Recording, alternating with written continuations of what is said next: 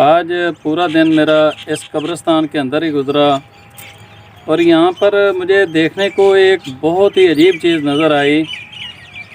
वो ये थी कि एक परिंदा है, पंजाबी में उसको टटीर कहते हैं, उर्दू में पता नहीं इसका क्या नाम है, आपने मुझे बताना है कि इसको क्या कहते हैं। ये जब बोलता है तो लोगों का कहना ये है कि जी अभी ये बारिश मांग रहा है या अभी बारिश आएगी, ये वो परिंदा है।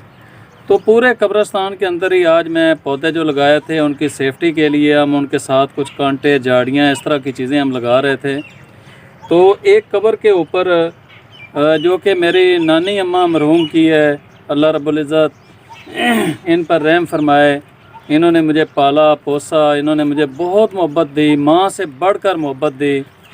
तो इनकी कब्र पर जब मैं आया तो यहाँ पर मुझे 4 अंडे मिले, यहाँ पर पड़े हुए हैं।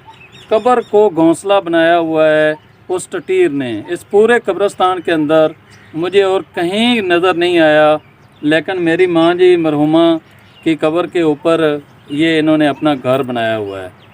तो ये बड़ी मेरे लिए हैरत की बात थी कि इसी तरह ओपन बिल्कुल खुली साफ़ जगह के ऊपर भी ये अपने अंडे देते हैं और बच्चे निकालते हैं।